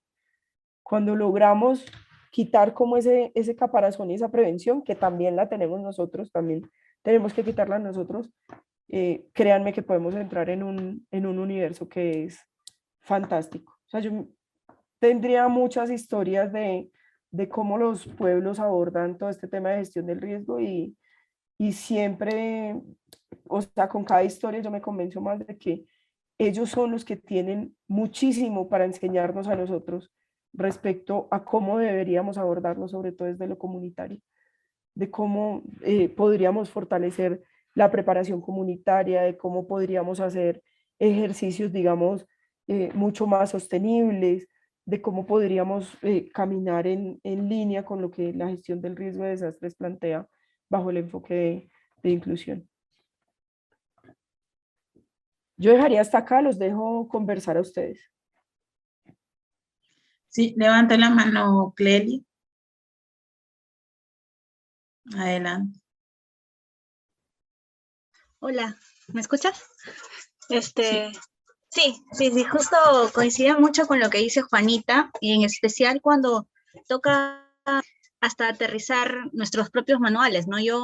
Bueno, mi experiencia más que está en el tema de fortalecimiento de capacidades, como lo ponía ahí en el mensaje, a veces uno va a priori con una estrategia, con una metodología, con unos ejemplos ya pauteados, que nos han funcionado en otros entornos, y creo que es vital esos momentos previos antes de empezar a implementar cualquier proceso de fortalecimiento de capacidades comunitario, ese acercamiento, porque me ha pasado no solo con la comunidad Shipibo que comentaba aquí en Lima, sino en Cusco también, que yo iba con todo mi manual, que me había funcionado en N espacios, y me tocó una población, un grupo de personas quechohablantes o aymarhablantes, que yo tenía que formar para instructores, y que definitivamente los ejemplos que yo traía no eran nada viables, no eran, no iban a servir para lograr los fines, ¿no? Entonces creo que ese espacio que incluso se debe tomar hasta previo a la gesta o al inicio de una intervención, de un proyecto, indistintamente de sus fondos, debe haber ese espacio donde aterrizar nuestras ideas desde un enfoque súper técnico con las necesidades y el escenario, con la comunidad, que definitivamente va a aceptar o no aceptar, o de repente irá por algún compromiso, ¿no? Bueno, porque ya está, pero no vamos a tener el objetivo a largo plazo, ¿no? Con ellos. Y a mí me parece eso, al menos algo que rescatar y que tomar, porque luego hay muchas fallas, ¿no? Luego la intervención, la idea del proyecto puede ser muy buena, pero no termina trascendiendo porque sobre la marcha tenemos que ajustar y reajustar, y eso quita tiempo, y finalmente el despliegue de un personal a comunidades alejadas resultan siendo también recursos, ¿no? Horas hombre, tiempo, y si nos tomáramos estos espacios, de repente quizás la etapa de formulación agilizaríamos ya las intervenciones mismas, ¿no? Al menos en mi experiencia creo que sería un buen ejercicio para garantizar, como dice Juanita, esa adopción de tener un poco el speech, las ideas, ¿no? Los ejemplos que como comunidad funcionan y adaptarlos a nuestras estructuras metodológicas, ¿no? Incluso como pasó con las brigadas en Cusco, ellos hicieron su propio manual, en quechua, ¿no? Y a mí me pareció súper lindo porque de repente una dinámica que yo les enseñé de una manera, la hicieron de otra para comunidades totalmente quechohablantes, ¿no? O enseñarles una señalética y ver los que decoran la señalética con los motivos shipibos. Entonces, resulta eso ser el ejemplo de que trascendió eso que tú, de repente, con muy buena onda y muy buena voluntad, pero muy técnico, trasciende, ¿no? Es lo que realmente dura, ¿no? En el tiempo. Eso quería comentar. Mira qué interesante lo que tú pones. Tú dices, tenía que formarlos. Y ahí ya entra uno perdiendo con las comunidades étnicas. Mira, en el caso de Colombia, si tú me dices entre comunidades indígenas y comunidades afro, ¿con quién es más difícil? Yo te diría con las comunidades afro. Pero es difícil, ¿por qué? Porque cuando tú vas con un proyecto, vas con un recurso limitado, con un tiempo establecido, que suele ser contrarreloj, siempre suele ser, es que sí o sí tienes que llegar ya con el plan hecho, o sea, no hay forma de entrar otra vez porque es costoso. Entonces, cuando uno va con esa carga, uno ya tiene una coraza puesta con respecto a ellos. Entonces tú llegas y los encuentras en la hamaca. Dices, bueno, pero hoy era la reunión. Ah, ¿era hoy? No, hoy no, estamos descansando, es mañana. ¿Sí? Entonces empezamos también como en esta lógica de no, si no es hoy, entonces no lo hago. Entonces quédese sin el proyecto. Entonces empiezo yo con la coraza a desconocer quiénes son. Pero todo eso que nosotros sentimos como resistencia o como pereza, como es finalmente el filtro que ellos ponen para ver si nosotros pasamos o no la prueba para entrar. ¿Sí? En últimas, es una prueba. ¿Por qué? Porque o les interesa o no. Y mira, a mí me ha costado con algunas organizaciones, presente con las organizaciones, que yo le diga a una comunidad entrando a presentar un proyecto, se presenta el proyecto, esto es lo que vamos a hacer, este es el sentido, y al final decirles, ustedes tienen todo el derecho a decir que este proyecto no les sirve, que no es lo que necesitan. Y mira, me quieren asesinar en las organizaciones, ¿no? Sí. Y dice, pero ya está formulado, ya hay un presupuesto, el donante nos pide las evidencias y decimos, claro, pero si nosotros no logramos que ellos encuentren un clic con lo que nosotros llevamos, nosotros nos vamos a desgastar y eso no va a servir para nada. De pronto nos van a dejar hacer el trabajo en el territorio, pero no se va a sostener. O sea, no significa que esas personas que tú les entregas un certificado de instructor, efectivamente van a ser instructores.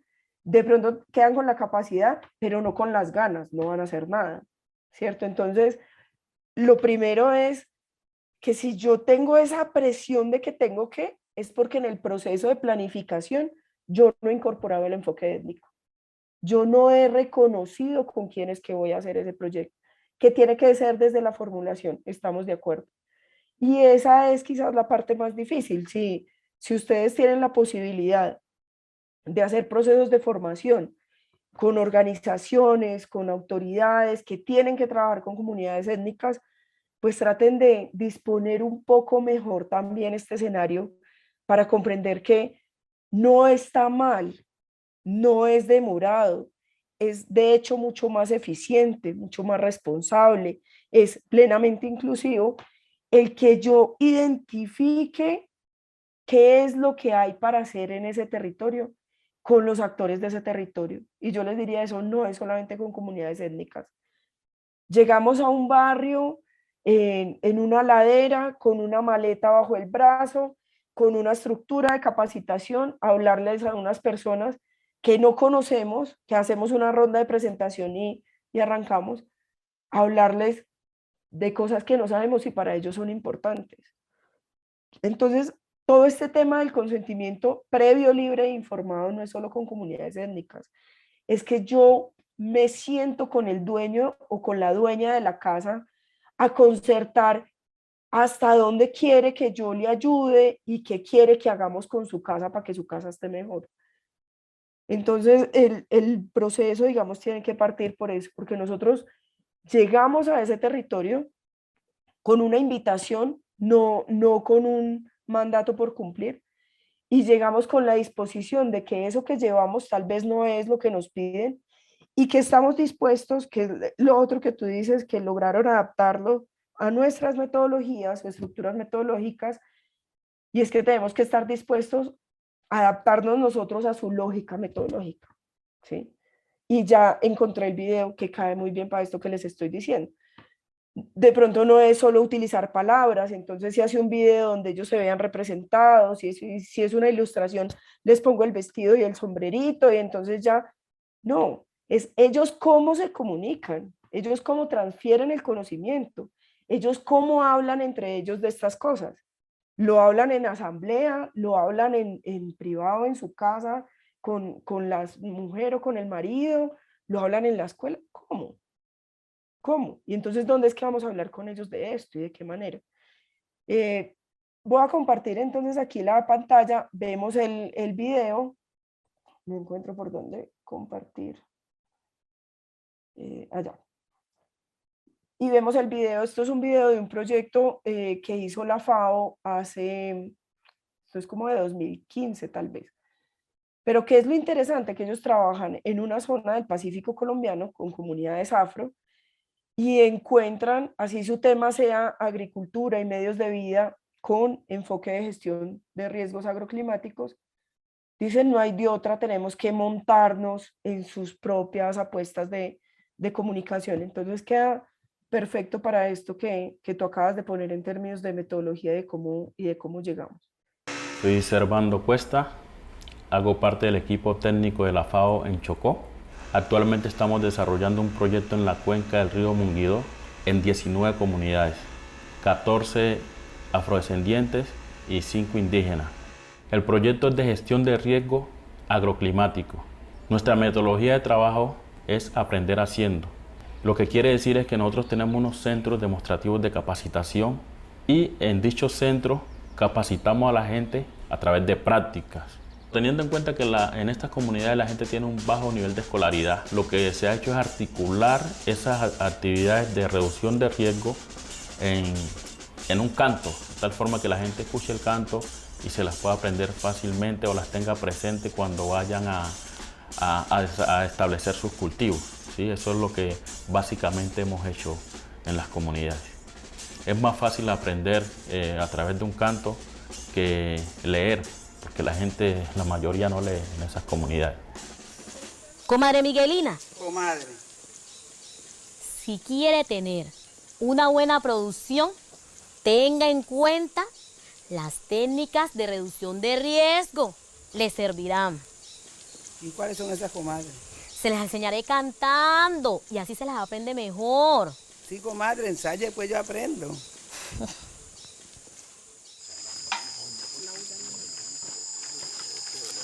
Oye, amigo, ¿me ofrece agua? Gracias. Protege bien tu cultivo. No sembres más en la orilla, porque el río se lo lleva. Escoge sitio seguro y asegura tu sembrado. Buenas prácticas agrícolas es lo que se recomienda. Ten en cuenta el terreno y los eventos climáticos. Cuando ocurra algún desastre, ten en cuenta estos bancos. Con el banco de herramientas recuperas el caudal. Con el banco de semillas vuelve a cultivar el campo. Con el banco de alimentos aseguras tu sustento. Ay, mira, bebé. Ay, mira, bebé. Ay, mira, bebé. Ay, mira, bebé. Para vigilar el clima, ten en cuenta la cultura con los bioindicadores y los puedes combinar con la mira y el pluviómetro. Así podrás evitar más desastre natural. Ay, mira, bebé. Ay, mira,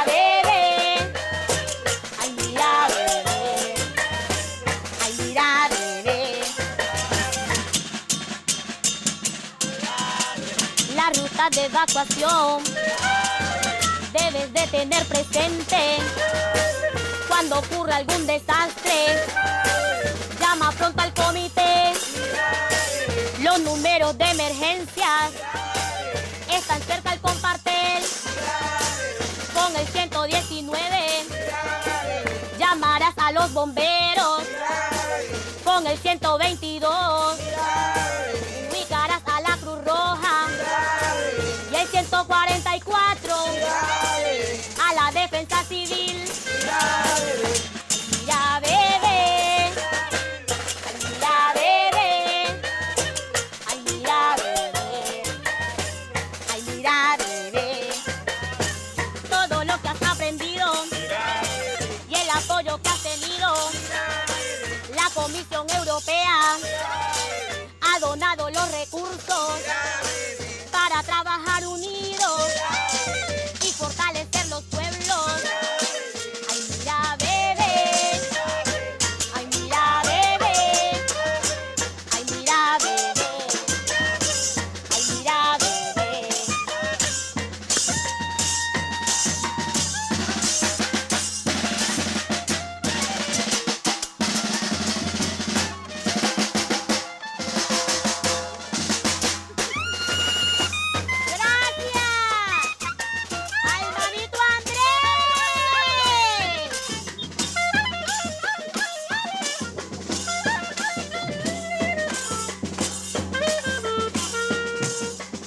Invitamos a más donantes a unirse a esta causa para que esta iniciativa ahí se pueda replicar, para que esta iniciativa ahí se pueda replicar. Ay, mira, bebé. Ay, mira, bebé. Ay, mira, bebé. Ay, mira, bebé.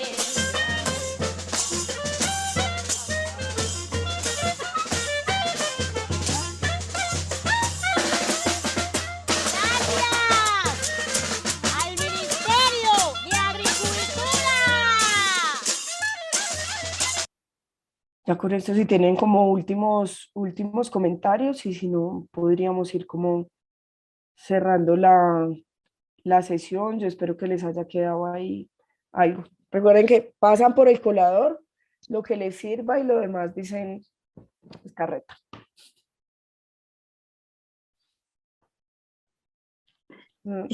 Bueno, todos coincidimos, creo que a todos les gustó la intervención, algo que Giovanna también nos decía, que percibimos tu gana, ¿verdad? Que emociona escucharte del tema que nos trajiste, el tema de la gestión de riesgo y del enfoque étnico desde otra perspectiva súper amigable, ¿verdad? De que todos podíamos haberlo imaginado antes de empezar el módulo, así que nada, hacerte llegar las gracias, ¿verdad? Por compartirnos tu tiempo, y que todos nos llevamos algo de vos, ¿verdad? De todo lo que aprendimos hoy, y a todos les gustó mucho la experiencia, nos dicen espectacular, buenísimo, muy interesante, muy lindo, y eso. Así que muchas gracias, Juanita, por acompañarnos en este módulo.